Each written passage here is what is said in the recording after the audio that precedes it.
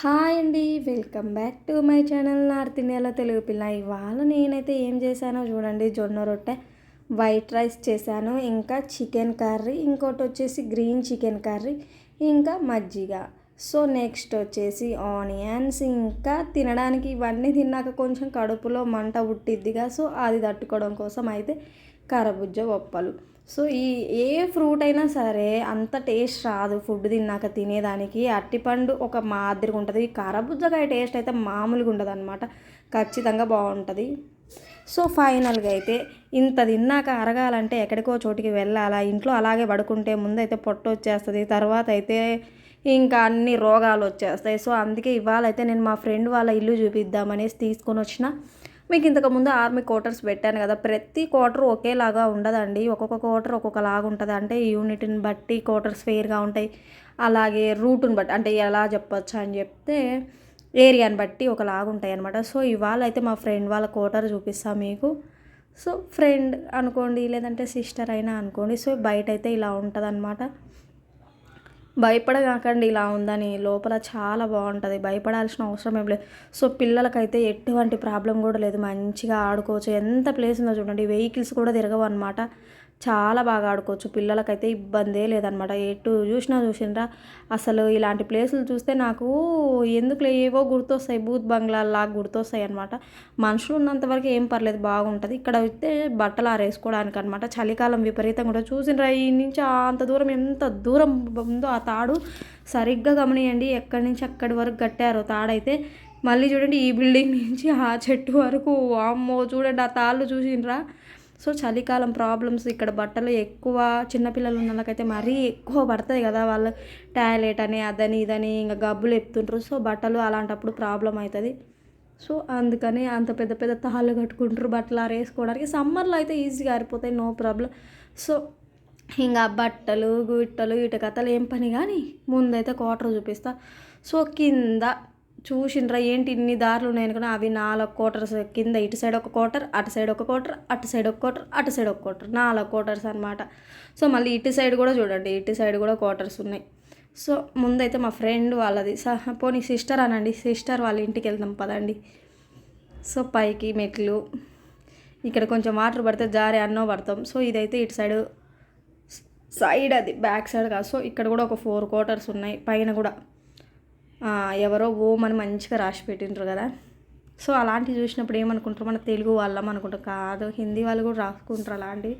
So మళ్ళీ అక్కడి నుంచి ఇంకొంచెం దారి కూడా ఉంది, ఇలా కూడా చూస్తే 4 క్వార్టర్స్ ఉన్నాయి అనమాట. అంటే ఇటు సైడ్ 4 క్వార్టర్స్ ఉంటాయి, అటు సైడ్ 4 క్వార్టర్స్ ఉంటాయి అనమాట. సో ఇది వచ్చేసి చెప్పుల స్టాండ్. ఇంకా లోపలికైతే వెళ్దాం. క్వార్టర్ ఎలా ఉంది ఏంటో ఖచ్చితంగా కామెంట్ చేయండి, సరేనా. సో ఇది ఎంట్రన్స్ అనమాట, ఇది ఎంట్రన్స్. సో మా బాబు అయితే పడుకొని ఉన్నాడు, నిద్రపోతున్నాడు కాబట్టి వీడియో ప్రశాంతంగా మేము కానీ తీసుకోగలుగుతున్నాం.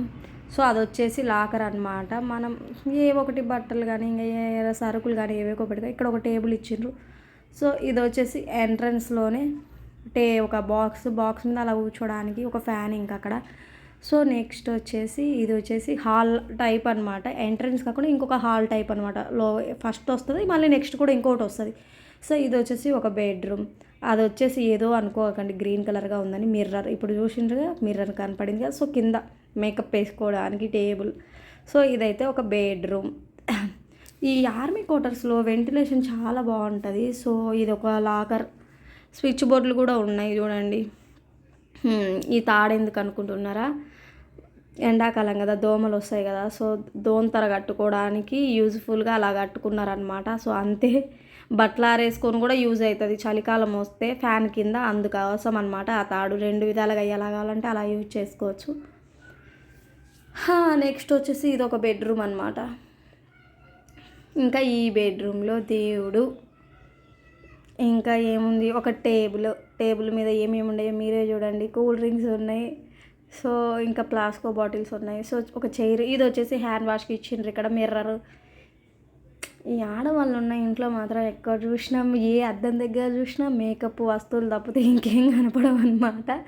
సో ఇవి అవి స్టిక్కర్ కాదు, టైల్స్ అనమాట. మళ్ళీ చూడండి టైల్స్ అవి స్టిక్కర్ అయితే కాదు. నేను ఫస్ట్ చూసినప్పుడు అవి స్టిక్కర్ ఏమో అని భ్రమపడ్డా, స్టిక్కర్ అయితే కాదండి, అవి టైల్స్.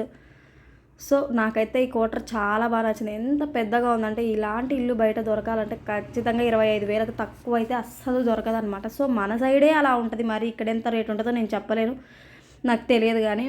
సో కిచెన్ ఐటమ్స్ ఇవి వాళ్ళవి. ఇక్కడైతే ఇక్కడ గెంటెలు ఇంకా అన్ని చాకులు అన్నీ. సో ఇది స్టవ్, ఇదిగో ఇలా పెట్టుకున్నారు వాళ్ళైతే కిచెన్లో. సో అక్కడ ఒకటి ఇచ్చిండ్రు కదా హోల్స్ది, ఎప్పుడైనా కిచెన్ క్లీన్ చేసుకుంటే ఆ వాటర్ అంతా వెళ్ళిపోతుంది డైరెక్ట్గా అనమాట. సో అందుకనమాట వాటర్ వేసి కడుక్కోవడానికి ఈజీగా ఉంటుంది. సో నెక్స్ట్ వచ్చేసి ఇక్కడ బయటికి వెళ్ళే రూట్ అనమాట. అంటే బయటికి అంటే కిందికి కాదు, పైనే బాల్కనీ టైప్ అనమాట. సో ఇవి వచ్చేసి బాత్రూమ్లు. అది స్ట్రైట్గా కనిపించేది స్నానానికి సంబంధించిన బాత్రూమ్ అనమాట.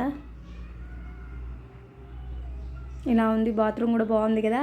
సో గీజర్ కూడా స్పెషాలిటీస్, ఎట్నైనా చలికాలం ఇబ్బంది అవుతుంది కదా, సో అందుకనమాట. సో కొలాయిలు కూడా బాగున్నాయి, బాత్రూమ్ కూడా బాగా నచ్చింది. ఇంకా నేను అన్నీ చెప్పా కానీ మర్చిపోయిన. వీడియో నచ్చితే లైక్ చేసి సబ్స్క్రైబ్ చేసుకోండి. కరెక్ట్ ఈ బాత్రూమ్ కాడికి వచ్చేసరికి నాకు గుర్తొచ్చింది సబ్స్క్రైబ్ చేసుకోండి అని.